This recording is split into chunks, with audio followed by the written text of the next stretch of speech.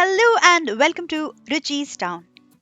It is one of the weekdays and I had ground idli batter, and during this time I wanted to make some sambar, and I decided to get some vegetables from the garden and make the sambar. So I have come here to pluck some of the vegetables which are ready to harvest. So in this particular plant which we had got from Home Depot about a month ago, we have a brinjal which is ready, so I'm going to take that out. If you see, it's a big sized one. So there's only one brinjal. I'm going to use it up. And next, on the climber at the end of this raised beds, we have bush beans. So there are some beans that I'm going to harvest right now. So I was checking on the bigger creeper. In that there was not much beans, and now I am looking at the tomato plants. So we had one stem in which there were small tomatoes, and in the bigger plants we had a few more, but only one was ripe actually. So I just plucked whatever was ready. Next, now I am near the uh, peppers. So this is a hibachi pepper plant that we have.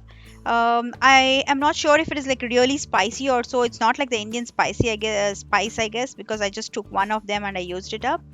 And next, I'm here at the palak plants. So I'm just taking a few palak leaves because this is a vegetable sambar. I didn't want to kind of add a lot of leaves, so I just took few of them. And I have the methi seeds growing there in one of the pots. That also I just took few of them. This is my third pot in which I have put methi this time. And now I'm near the lettuce. The lettuce plant has become really old. It's about 3 months old now, and it is started to give seeds and all I had told, right? So I just plucked a few leaves from that.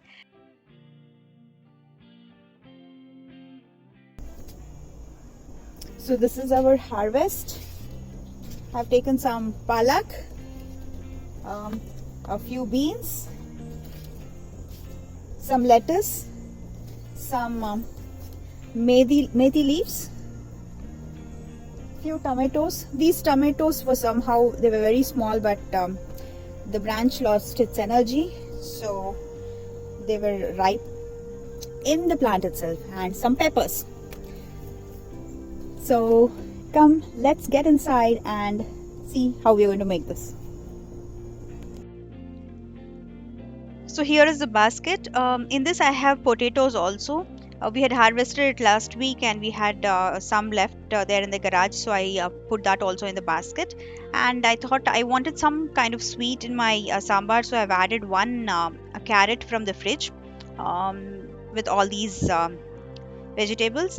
Then again we had this garlic and onions that were there in the garage again.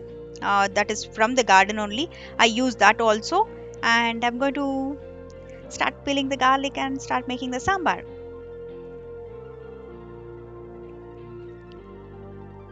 So usually we put a lot of onions for the sambar, but we had very few onions left, so whatever was there I used that up. Uh, the next time when we are doing, we want to make sure for the next season we want to have a lot of onions and lots of garlics, kind of self-sustaining lifestyle kind of a thing, at least for the few months. If we are able to do it, that would be one of the best things. That is what we were actually planning today. And beans also from the garden. So these days what is happening is, based upon whatever I am harvesting, I am planning my meal, I am cooking based upon that. So very few tomatoes, but that was enough for me.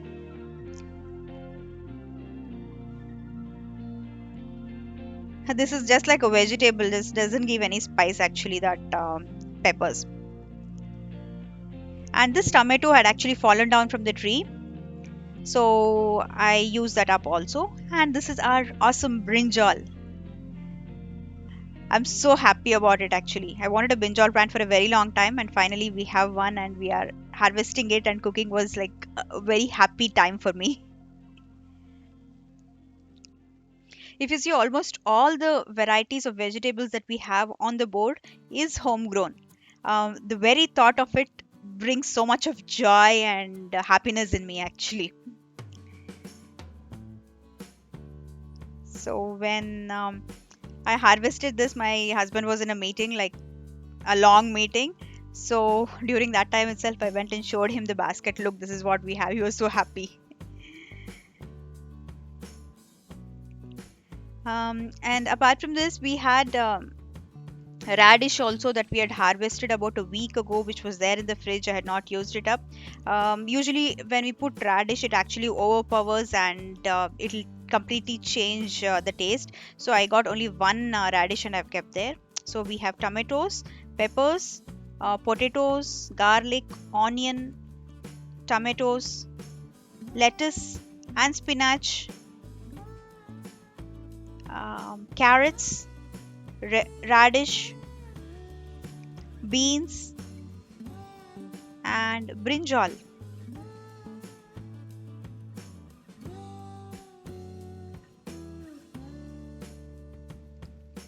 We're going to make some basic seasoning by adding mustard seeds, cumin seeds, asafoetida, turmeric, and curry leaves. So this sambar is made without grinding anything. My mixie is not doing so well, the blender that I have. Therefore, I thought I will cook something without grinding anything. Um, and on the left side, if you see in the cooker, I had kept about a glass of tuar dal that has cooked well, and that is ready. After I kept that for cooking, I went and did the harvesting. So once the mustard seed splutters, so we're going to add the onions and garlic. Usually they don't add garlic for this, but I had the homegrown one, so I wanted to include it. If we eat a lot of dal and beans, it'll become too gassy, and especially with this potatoes that is homegrown, that's the reason I added so much of garlic. Now I've added all the vegetables except for the greens. This raw tomato, if we cook, it'll just be like any other vegetable. Actually, we couldn't find anything. It was almost mashed up by the time we ate. And I'm also adding the potatoes. I have not added the brinjal yet because once this potato cooks a little, potatoes and carrots, I'm going to add a little later. If not, it would be completely mashed up. Because they are all really fresh, um, it did not take me a lot of time for this to get cooked at all. I added salt and left it for a few minutes and it was done. I closed the lid. I could see the freshness in how it is, the crispiness in the vegetables. It had that fresh texture actually.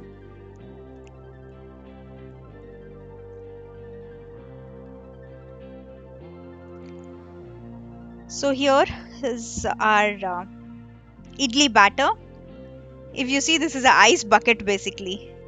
So I keep the idli batter in that. So I'm going to pour the idlis. I have taken it in another bowl and added some water, and I'm pouring the idlis.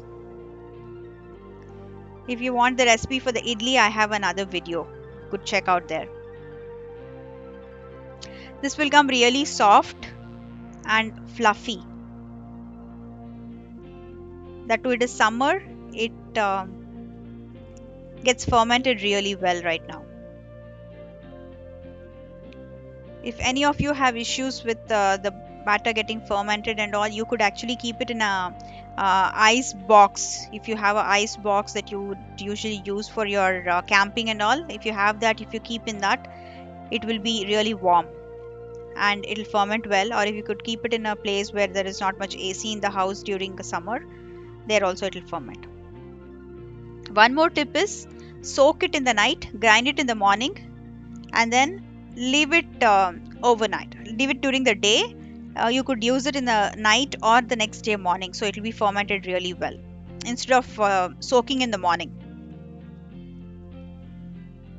Now I'm adding the greens. In between, I had added the brinjal as well. Back in India, every day we used to eat rice and sambar and rasam. So we put only one vegetable instead of so many. So every day that would be the staple food. And once in a while we used to do a different type of sambar kind of a thing, or a curry. And here I am. And but if it is for idli, we do two different varieties. This is one of the dal one, this one, or we do one more with tomato samba. I'll put a recipe for that also. That also tastes very good. Instead of doing dal separately and vegetables separately, what you could do is put dal and all the vegetables in it, and keep it in a cooker for 2 whistles, and it would be done. And then you could add the tamarind pulp like this. That is one of the easier ways.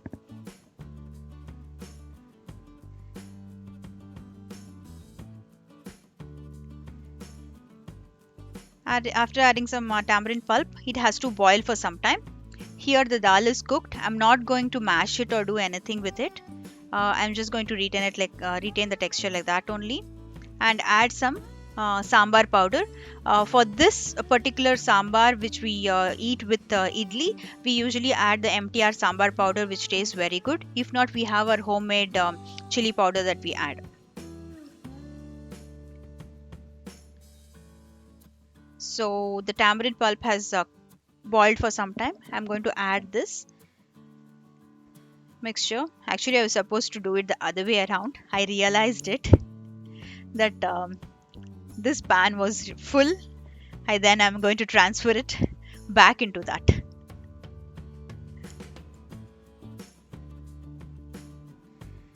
This is supposed to be watery. If not, it'll be like a kurma. So I'm going to add some more water to this and make it into a watery texture. Once the dal actually mashes up a little, then it'll become much thicker. So add a little extra water and it should be fine. And we usually pour a lot of sambar to the idli and eat, and we just don't show the sambar to the idli and eat. So that way we need a lot. And finally, once the this one is boiling, sambar is boiling, I'm going to add some jaggery. This is like a secret ingredient. You add this jaggery and it will give a great taste. Okay, it's more like a Karnataka style, but still some amount of jaggery to the sambar will give you a great taste. Now this is all done. I'm going to transfer it into a serving bowl. Do let me know what kind of sambar you make for your idli and which one is your favorite. And also let me know if you make something similar to whatever I have made right now. Our steaming hot sambar is ready, and the idli is also ready. It's soft and fluffy. In for the sambar, you can put a tadka at last if you want also, but it tastes great without that as well. So I would basically make it like a one plate idli and a one bucket sambar. So I'm putting all the idlis and pouring the hot steaming sambar. Actually, whatever sambar I'm going to pour here in this plate is not actually enough. I taken 2 more servings of sambar after this while eating, just for this 4 idlis. That is the amount of sambar I actually eat. That's our heavenly idli sambar with homegrown veggies and a dollop of ghee. Hope you like this video. Don't forget to like, share, and subscribe to Ruchi's Town.